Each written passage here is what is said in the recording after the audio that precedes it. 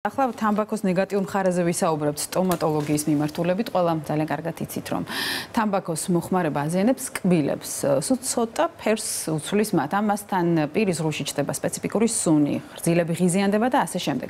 სამწუხაროდ მწვერვალთა უმრავლესობამ დაავადებათა მხოლოდ მცირე ჩამონათვალი იცის, რაც შეიძლება თამბაქოს მოხმარების შედეგად დაემართოს. რატომ შეიძლება მაგალითად გიჭერდეს კბილები და რატომ აქრობს ამ შეგრძნებას ორიოდე ნაფაზი? ვის უნდა მიმართოთ ამ შემთხვევაში სტომატოლოგს და ფსიქოლოგს? რატომ შეიძლება არ ხორცდებოდეს სტომატოლოგიური იმპლანტი? ამ და სხვა ძალიან მნიშვნელოვან საკითხებზე ახლა ჯანდაცვის განვითარებისა და უფლებათა დაცვის ლიგის პრეზიდენტი სტომატოლოგი ირინე ბერკაცაშვილი გვესაუბრება, შემოგვიერთდა და გავარკვევთ, რომ არ ეწევა თავად. რა ძალიან მნიშვნელოვანია. პირველი კითხვა ეს იყო სტუდიაში შემოსვლისთან. კი, გავარკვევთ. ირინე, ესე იგი, რას ნიშნავს კბილები გიჭერს? ასე იგი, გაგიჟდა, ღამე არ ეძინა და დილიდან ამას არ ყოს და უთხარით. ხო, ნუ კარგით, ვილაპარაკოთ ნეგატიურ მხარეებზე, ხო? მხოლოდ კბილები და ღრძილებით სამწუხაროდ არ შემოიფარგლება, ხო? კი, მაგრამ იმდენჯერ მოვყევით კბილები გიჭერს, მაყურებელს აუხსნათ რას ნიშნავს. პირველ რიგში მოგესალმებით, დიდი მადლობა მოწვევისთვის. და მინდა მადლობა გადაგიხადოთ იმისთვის, რომ დაინტერესდით ამ უმნიშვნელოვანესი საკითხით, რასაც მოწევის მავნე ზეგავლენა ჰქვია პირის ღრუს ჯანმრთელობას. დავიწყოთ თუნებას მომცემ ცოტა შორიდან დავიწყებ და შემდეგ გავცემ თქვენს კითხვას პასუხს. დავიწყოთ იმით, რომ როდესაც ჩვენ საუბრობთ სტომატოლოგიაზე და პირის ღრუს ჯანმრთელობაზე, ჩვენ არ უნდა შემოვიფარგლოთ მხოლოდ და მხოლოდ კბილებით და ღრძილებით. პირის ღრუ არის ღია კარიბჭე ორგანიზმის, სადაც პირველ რიგში ხვდება ყველა ის პათოგენური მიკროფლორა, ბაქტერიები, ვირუსები, ტოქსინები, რომელიც შემდეგ ორგანიზმს აზიანებს. თუმცა ის, რომ კბილები გვიჭერს, მე მინდა განვმარტო, რომ ეს შეგრძნება ნამდვილად არსებობს, ეს არ არის ფსიქოლოგიური შეგრძნება მხოლოდ და ეს გამოწვეულია იმით, რომ სისხლძარღვები, რომლებიც პირის ღრუში არის და ამარაგებს მთლიან პირის ღრუს, სიგარეტის მავნე ნივთიერებების ზეგავლენით ხდება სისხლძარღვების შევიწროვება. გარკვეული იმ მოწევის პროცესში. ისევე როგორც აი პარალელი გავავლე ხა თქვენ ფრაზასთან, თავის ტკივილზეც ასე არის. ხა იმიტომ რომ ძალიან გვიჭერს ხოლმე და ეს შეგრძნება გვაქვს, რომ როდესაც ბევრი მოვა თამბაქოს მომხმარებელს მოწევა, ასე ვთქვათ, აი თავის ტკივილის შეგრძნებაა და ესე ვხსნი ხოლმე პირად, რომ აი მიჭერს უცნაურად მტკივა თქო და ალბათ ეს იგივეა. სპაზმის სისხლძარღვები საერთოდ ორგანიზმში ძალიან ბევრ პათოლოგიურ პროცესს და ბევრ შეგრძნებას იწვევს პაციენტებში და მოდით იცით რა აი არ გადავიდეთ სტომატოლოგიის იქით, იმიტომ რომ ძალიან შორს წაგვიყვანს ამაზე საუბარი, ძალიან ბევრი რამის თქმა შეიძლება. ანუ კბილების მოჭერა ნიშნავს პროცესს, როდესაც ადამიანი სისხლძარღვები, როდესაც არის, არა, ნახეთ, როდესაც სისხლძარღვები შევიწროვებულია გარკვეული ხანგრძლივობით, გარკვეული პერიოდი, როდესაც პაციენტის პიროვნება ეწევა. შემდეგ ის თავს ანებებს და აი ეს სისხლის მიმოქცევა აღდგება ღრძილებში.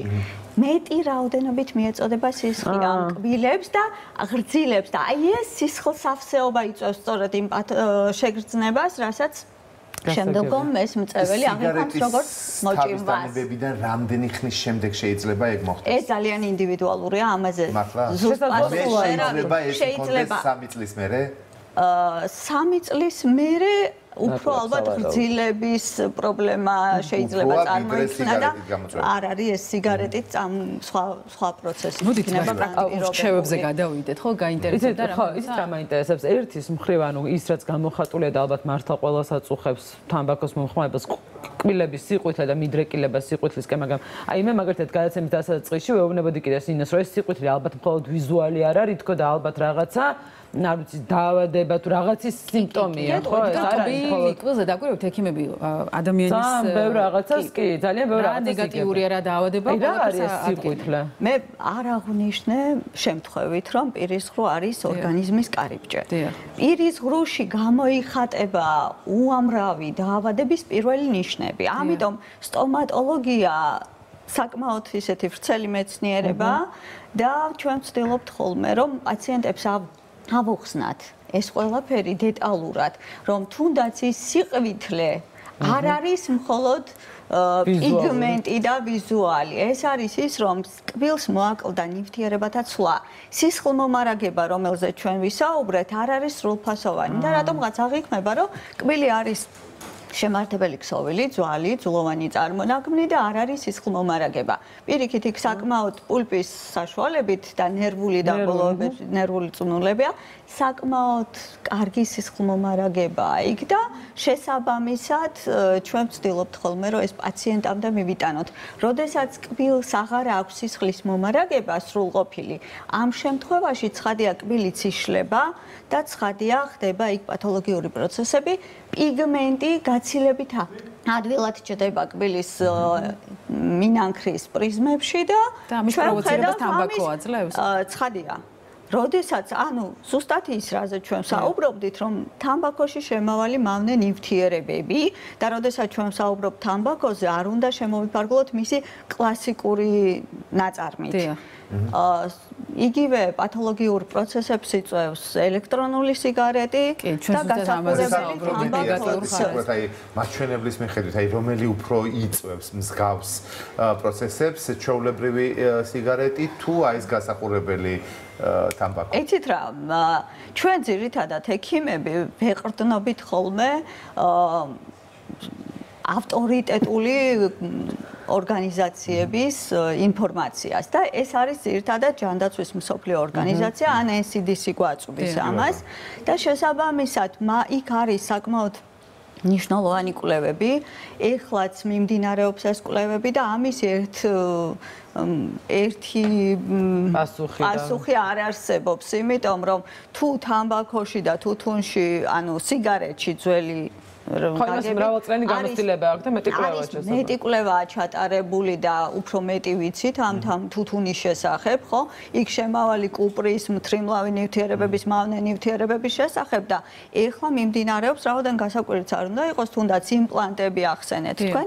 იმპლანტებზე ზემოქმედების შესახებ თამბაქოსი მოწევის მავნებლობის შესახებ კვლევები დაწყებული 1958 წლიდან და სულაც არ არის ეს ახალი. ვიცით რა მაინტერესებს? ვერ ვიტყვით ჩვენ რომელი უფრო მავნებელია.